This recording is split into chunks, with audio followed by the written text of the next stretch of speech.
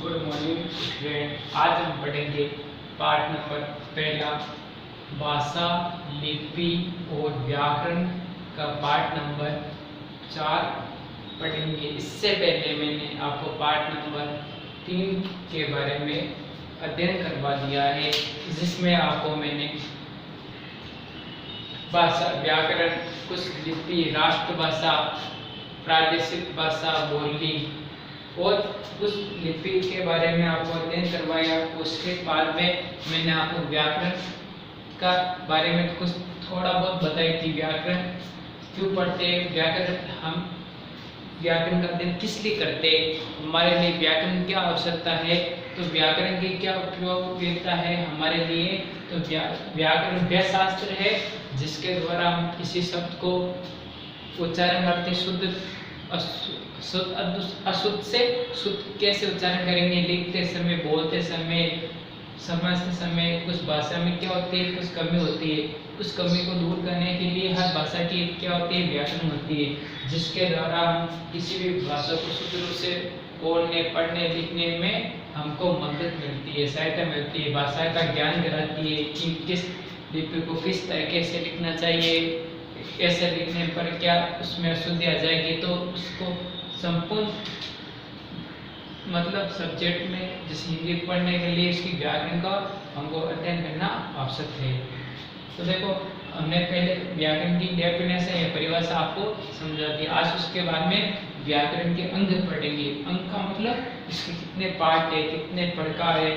तो व्याकरण को हम कितने भागों में डिवाइड कर सकते हैं, तो हम 3 भागों में अंक में इसको डिवाइड किया। कितने भागों में, व्याकरण को बड़ा है, व्याकरण को बड़ा उसको छोटा करने के लिए उस दिन इसको डिवाइड किया है। तो व्याकरण कितने भागों में बांटा गया है, 3 भागों में। कौन कौन से? सबसे फर्स्ट नंबर वर्ण विचार। कौन? 1 नंबर वर्ण विचार, दूसरे नंबर पर शब्द विचार, 3 नंबर पर वाक्य विचार। तो वाक्य व्याकरण के कितने अंग होते हैं? 3 अंग होते हैं। कौन कौन से? एक तो शब्द वर्ण विचार, दूसरा नंबर शब्द विचार, तीसरा नंबर वाक्य विचार। कितने भागों में बांटा है? 3 भागों में। वर्ण विचार, शब्द विचार और वाक्य विचार। वर्ण के बारे में मैंने आपको बिल्कुल समझा दिया है। अब देखो वर्ण में क्या क्या आता है, तो इसको ध्यान से देखिए। इसमें हम वर्णों के उच्चारण, प्रकार तथा उनके पढ़ने लिखने के ढंग आदि का अध्ययन करते हैं। ये लाइन आपको समझ में आई? तो देखो, इससे हम वर्णों के उच्चारण, जिस प्रकार से हम वर्ण बोलते हैं, जिससे मैंने आपको बताया कंठ, तालु, मूर्धन्य, मूर्धन्य तो मसूड़े बोलते, दंते, ओष्ठ्य। अपन कभी कभी वर्ण बोलते तो कभी मुंह से निकलता है, कभी दांत से निकलता है, कभी मूर्धन्य से निकलता है, तालु से निकलता है। तो उच्चारण किस तरह, तो हमने प्रकार करते हैं, आपको मैंने समझाया। वो उच्चारण बोलते हैं प्रकार, जिसे वर्णों को कितने भागों में बांटा है? 2 भागों में। कौन कौन से? ये तो स्वर व्यंजन, इसके बारे में हमने अपने अध्ययन कर लिया। वर्ण कितने बार? स्वर व्यंजन, जो बिना किसी सहायता से बोले जाते हैं, बिना किसी सहायता वो स्वर कहलाते हैं। जो स्वर की सहायता से बोले जाते हैं वो व्यंजन कहलाते हैं। स्वर 11 स्वर स्वतंत्र रूप से वो बोले जाते हैं, लेकिन व्यंजन स्वतंत्र रूप से उसका कोई अस्तित्व नहीं होता है। स्वर की संख्या 11 होती है, व्यंजन की संख्या 33 होती है। दोनों वर्णमाला कितनी होती है? 44 होती है। यह आपको मैंने इसके बारे में बता दिया। उसके पढ़ने लिखने का ढंग, ढंग कैसे होता है? आप कैसे बोलते हैं? एक को ऐसे बोलते आ, छोटी, बड़ी, के, से, ने, कि कैसे उच्चारण करते हैं, उसके बारे में आपको पढ़ने लिखने का तरीका भी आपको अध्ययन मैंने करवा दिया है। तो ये आपको वर्ण के बारे में तो आप बिल्कुल वाचित हो, आप उसको बारे में परिचित हो चुके हैं। आपको इसके बारे में मैंने बिल्कुल विस्तार से एक एक को बार बार समझाया है। ये आपको इस लाइन की अर्थ भी आपको समझ में आ गए। वर्ण विचार क्या आएंगे? वर्ण विचार में इसमें हम वर्णों के उच्चारण, प्रकार तथा उनके पढ़ने लिखने के ढंग आदि का अध्ययन करते हैं। तो समझ में आ चुका है आपको क्या आया? अब उसके बाद में शब्द विचार। शब्द का मतलब वर्णों से, शब्द की परिभाषा क्या होनी चाहिए? पहले शब्द की परिभाषा के बारे में आपको पता होना चाहिए। वर्णों का 7 समूह को क्या बोलते हैं? शब्द बोलते हैं। वर्णों का 7 समूह, वर्णों का सार्थक समूह को शब्द कहते हैं। ये आपको प्रयोग से याद हो जाए, वर्णों का सार्थक समूह। कैसा सार्थक समूह? समूह को क्या बोलते हैं? शब्द बोलते हैं। क्या बोलते हैं? शब्द। वर्णों का सार्थक समूह के क्या बोलते हैं? शब्द बोलते हैं। इसको सावधान देता डायरेक्ट से, वर्णों का सार्थक समूह को शब्द कहते हैं। तो सबके परिभाषा आपको पता चल गया। देखो इसके अंतर्गत शब्द विचार में देखो, इसके अंतर्गत हम शब्दों की रचना, प्रकार तथा उनकी शुद्धता आदि का अध्ययन करते हैं। तो मैंने आपको शब्दों को कितने भागों में बांटा है अभी आप तो यहाँ पे मैंने पढ़ा ही नहीं, और आपको इस ये शब्द की परिभाषा लिखवाई आपको। तो देखो शब्दों की रचना, तो देखो शब्दों को 4 प्रकार से बांटते हैं। उत्पत्ति के आधार पर, रचना के आधार पर, जैसे तत्सम शब्द होते हैं, उत्पत्ति आधार पर तत्सम शब्द, देशी शब्द, तद्भव शब्द, विदेशी शब्द, संकर शब्द। या आपको अभी बाद में बताएंगे इसके बारे में। व्युत्पत्ति आपको इसको बेसिक नॉलेज के बारे में बता देंगे। व्युत्पत्ति के आधार पे जैसे वो शब्द होते हैं, जैसे परंपरा के रूढ़ हो गए। रूढ़ मतलब जैसे हवा, पानी, नल, जिसका हम प्रयोग करते हैं वो सब बोलते समय हमारे क्या हो गए? रूढ़ हो गए। रूढ़ का मतलब जो परंपरागत रूप से लोग, पुराने लोग, जैसे हमारे बड़े जो हमारे दादा परदादा जो आज बोलते आ रहे, वो हम उसका प्रयोग करते करते आ रहे। उसकी कोई संधि नहीं होती, वो 2 वर्णों से मिलकर नहीं बनते, न उसका कोई अर्थ होता है। अर्थ होता है लेकिन संधि नहीं होती है। तो जो शब्द हम परंपरागत से और आज तक भी बोलते, जैसे हवा, ये पंखा, इसको पंखा क्यों बोलते हैं? इसको पेन क्यों बोलते हैं? पेन में संधि नहीं होती, लेकिन हम इसका नाम दे दिए पेन। इसको बोर्ड बोलते हैं। क्यों बोलते हैं? हमारे परंपरा जो भी लोग इसको बोर्ड बोलते हैं, आज हम भी इसको बोर्ड बोलते हैं। जैसे को किताब बोलते हैं। किताब क्यों बोलते हैं? हमने भी इसको किताब बोलता है, उन्होंने इसको किताब बोला तो हमने इसको किताब, इसको रूढ़ बोलते हैं। और इसमें दूसरा प्रकार है यौगिक। यौगिक का मतलब दो शब्द आपस में मिलते हैं, उसका अर्थ भी अलग अलग होता है। दोनों शब्दों के टुकड़े होते हैं तो भी अलग होते हैं, और उसको जोड़ने पर उसका अर्थ होना चाहिए, दोनों का समान अर्थ होना चाहिए। तीसरा रोड का मतलब ऐसा शब्द जो 2 आपस में जुड़ जाते हैं लेकिन उसका तीसरा अर्थ होता है। जैसे दशानन बारह, जिसके 10 से सिर। अब दशानन का मतलब दशानन, ठीक है। दशानन है, जैसे कि दशानन के पूरा पोस्टमार्टम करें तो 10, जिसके 10 से सिर, तो 10 सिर किसके होते हैं? रावण। तो दशानन का क्या हो गया? इसका अलग रूट नया शब्द बन गया, क्या बने? रावण बन गया। तो ये क्या है? रोड शब्द बन गया। जिससे और भी कुछ शब्द है,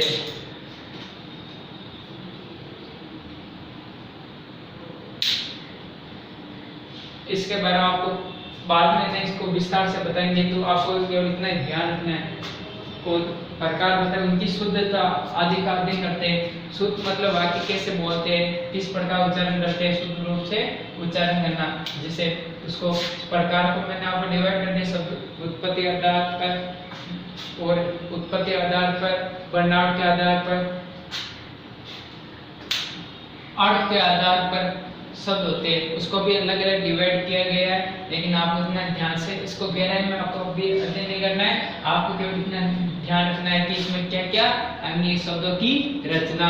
रचना का मतलब बनावट, ठीक है। रचना बोलो, बनावट बोलो, एक ही बात है।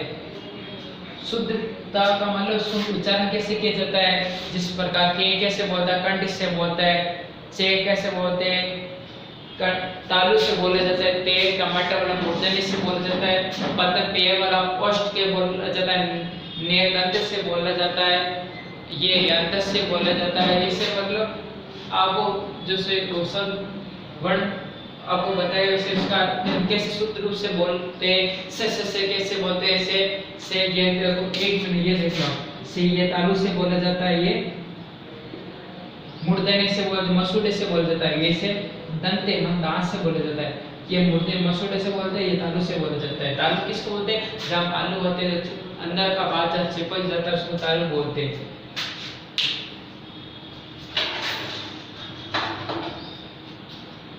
यहाँ तक तो आपको किसी प्रकार की समस्या नहीं आएगी आपको समझने में, और थोड़ा बहुत डिफरेंट, थोड़ा बहुत हार्ड लगेगा जब आप इसको बारे में पूरा विस्तार से बताएंगे ना एक एक के बाद, तो आपको बिल्कुल समझ में आ जाएगा ये, क्योंकि आपको अभी लग रहा है कि कौन सा प्रकार है जो भी हम पढ़ेंगे पूरी व्याकरण आप शुरू से पढ़ेंगे और ज्यादातर आपको पढ़ेंगे जब, तो आपको इसके बारे में ये चैप्टर आएगा उसको विस्तार से इसके बारे में आपको समझाएंगे।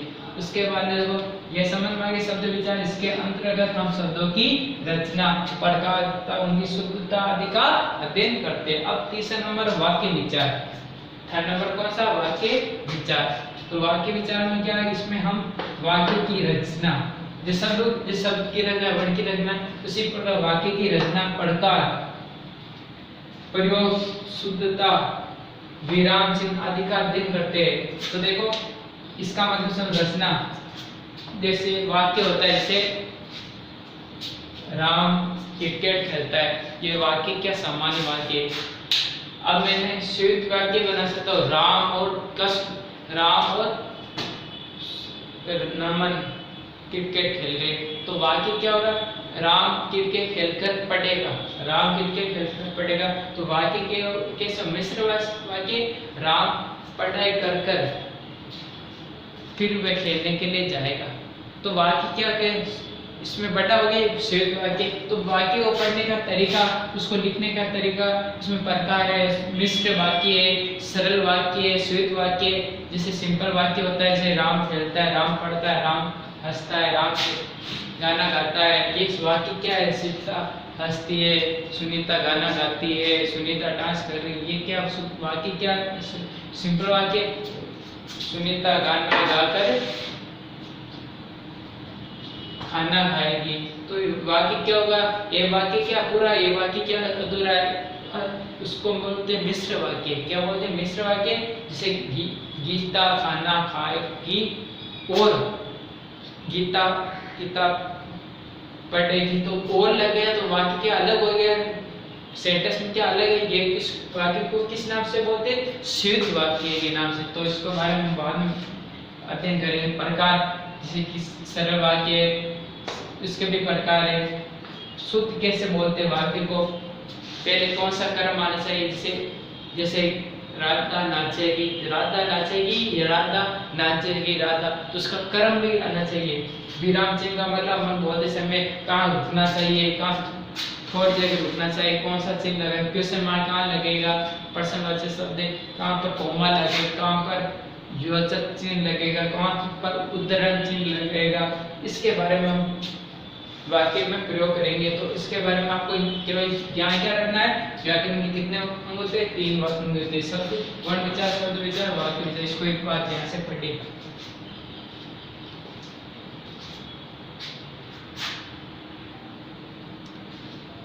अब हम पढ़ेंगे अभ्यास प्रश्न। जो भी मैंने आपको इस पाठ के रिलेटिव कुछ आपको मैंने बताया कि उसके बारे में आपने कितना ज्ञान हासिल किया, आप कितना समझ में आया, उसका आज हम करेंगे अभ्यास प्रश्न, एक्सरसाइज क्वेश्चन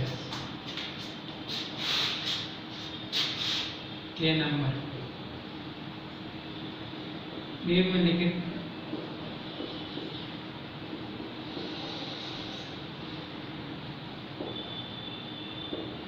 प्रश्नों के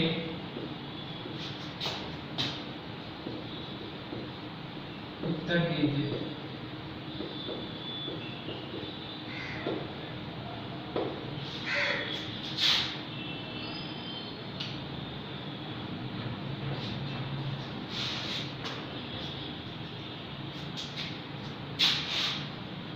बोली और भाषा में क्या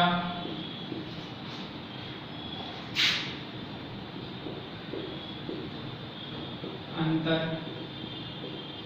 है? बोली और भाषा में क्या अंतर है, इसके बारे में बताइए आप। बोली किससे बोलते, भाषा किससे बोलते, इन दोनों में क्या अंतर है, ये आपको सवाल कैसे करना है आपको। ठीक है, आपको मैंने बोली के बारे में बताया, भाषा के बारे में बताया, इसमें क्या क्या अंतर है, तो एक अंतर लिखिए। तो लिखो आप।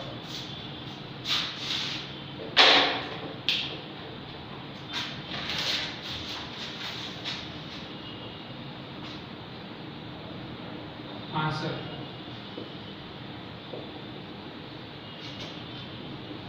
बोली किसी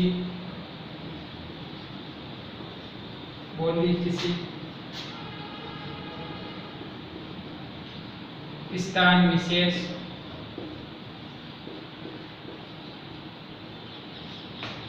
पर बोली जाती है और भाषा विचारों के आदान प्रदान का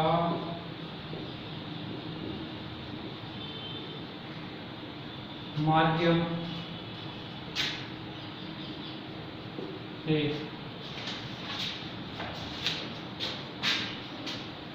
अब देखो इसमें क्या पूछा है आपको, बोली और भाषा में क्या अंतर है।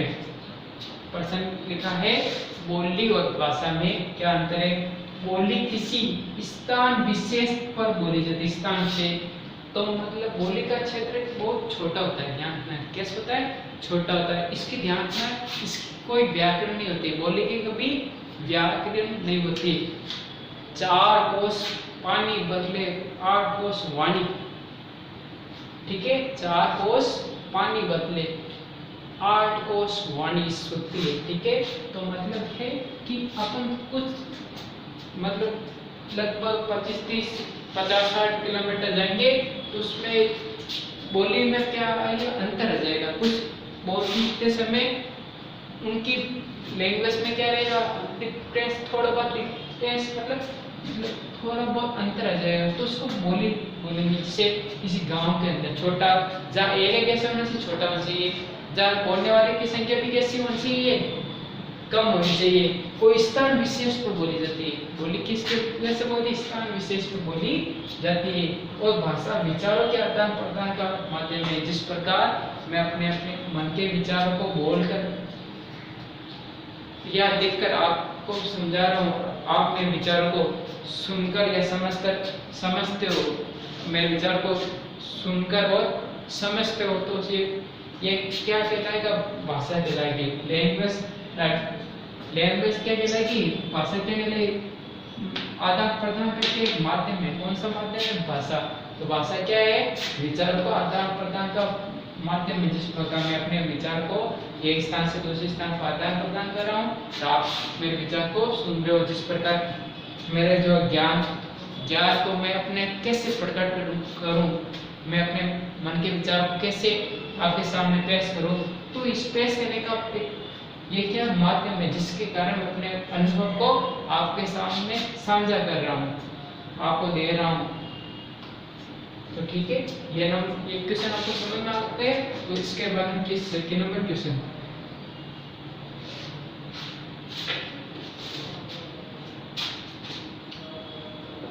व्याकरण की क्या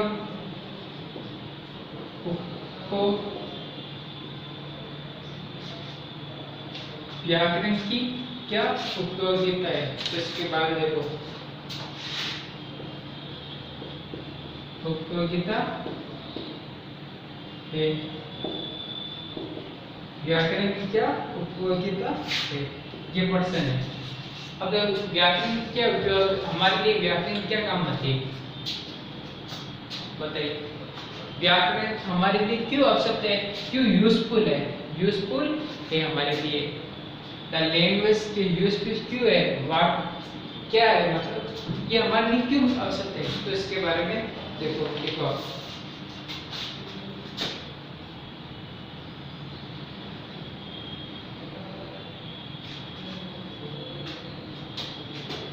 व्याकरण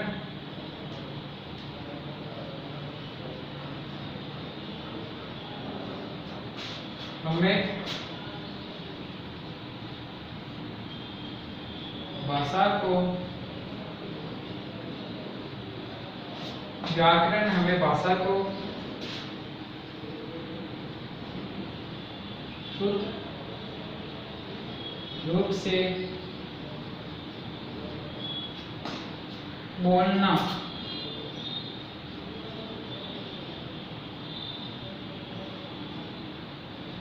लिखना वे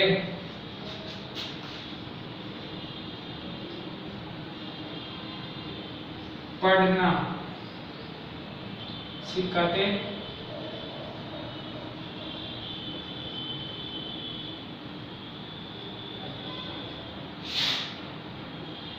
थे। अब देखो व्याकरण की क्या उपयोगिता है, क्या हमारे लिए आवश्यक है, हमारे लिए क्या उपयोग में आती है, तो इसके बारे में देखो। व्याकरण हमें भाषा को शुद्ध रूप से बोलना, इसको बोलने के लिए, लिखना राइटिंग के लिए, पढ़ने के लिए, स्टडी के लिए हमें क्या करती है, सिखाती है, लर्न कराती है, सिखाती है कि व्याकरण क्या उपयोगिता है।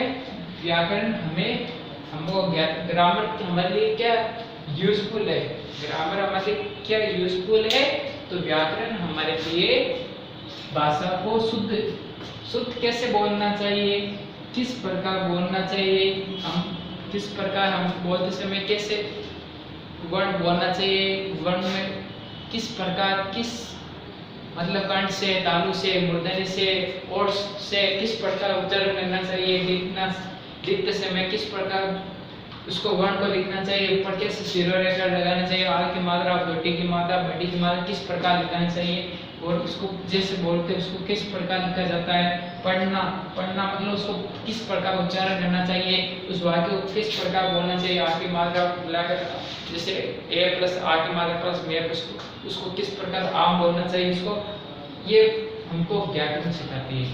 अपन पढ़ना भी है ना, हमको किस प्रकार कौन सिखाती है, व्याकरण सिखाती है। तो ये आप एक बार ध्यान से देख के आप उसको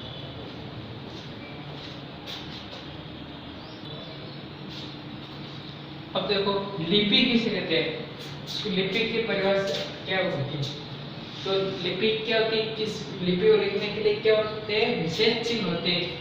हर भाषा के क्या होने चाहिए, विशेष चिन्ह होते हैं, जिसके द्वारा उस भाषा को लिखा जाता है। उस लिपि की परिभाषा आपको लिखिए।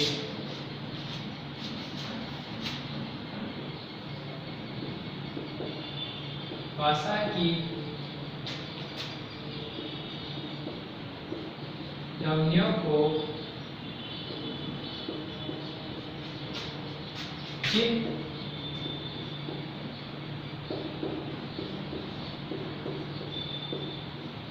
विशेष लेखन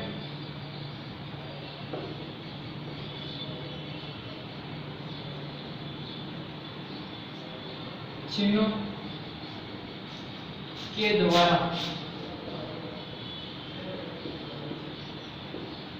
प्रकट किया जाता है।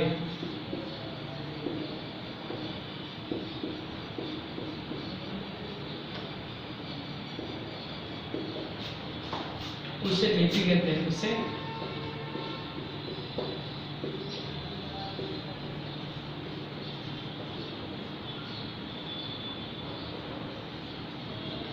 देखो लिपि किसे कहते हैं, भाषा की ध्वनियों को जिन विशेष चिन्ह लेखन चिन्हों के द्वारा प्रकट किया जाता है उसे लिपि कहते हैं। लिखने का क्या होता है, विशेष चिन्ह होते हैं, जो आपको मैंने पहले समझा दिया। ठीक है, तो भाषा की ध्वनियों को जिन विशेष लेखन चिन्हों के द्वारा प्रकट किया जाता है उसे लिपि कहते हैं। तो एक लास्ट क्वेश्चन और है,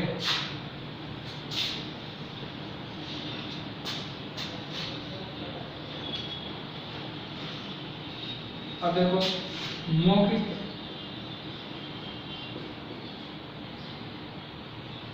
भाषा किसे कहते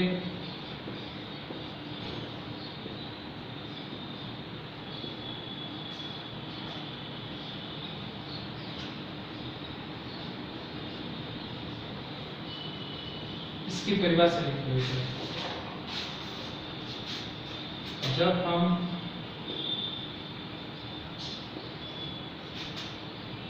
अपने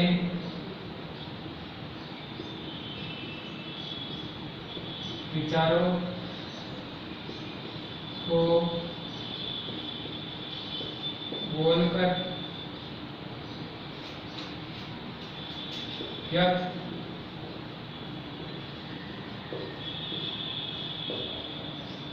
करते हैं तथा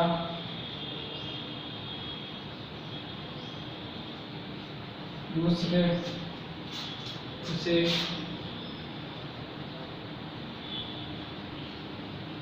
सुनकर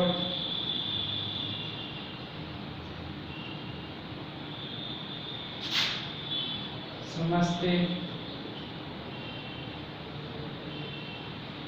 हैं तो उसे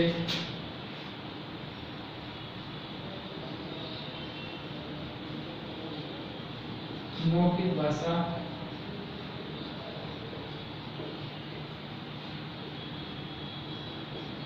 कहते हैं। ये हो गई इसका लास्ट क्वेश्चन। मौखिक भाषा किसे कहते हैं, जब हम अपने विचारों को बोलकर व्यक्त करते हैं तथा दूसरे उसे सुनकर समझते हैं, उसे मौखिक भाषा कहते हैं। जिस प्रकार मैं अपने मन के विचार को बोलकर प्रकट कर रहा हूँ, कैसे कर रहा हूँ, बोलकर, तथा दूसरे उसको सुनकर समझते हो। आप इसको मेरे विचार को क्या कर रहे हो, सुनकर समझ रहे हो, तो उसको किस नाम से जानते हैं, मौखिक भाषा के नाम से। ये आपको लिखना है, जो भी आपको पढ़ाया है उसका पीडीएफ मिल जाएगी, आप उसको रोककर अच्छी तरह से लिखना है। जो भी आप सर पढ़ा है शुरू से वीडियो आपने नहीं देखा तो शुरू से देखना नहीं, ये सब सीक्वेंस से है, क्रम से। अगर आप एक क्रम से भूल जाओगे तो आपको बिल्कुल समझ में नहीं आएगा, इसलिए आप कंटिन्यू आपको उसको पढ़ना है। ठीक है, और समझ में नहीं आया तो कमेंट कर देना, और आए तो लाइक कर देना।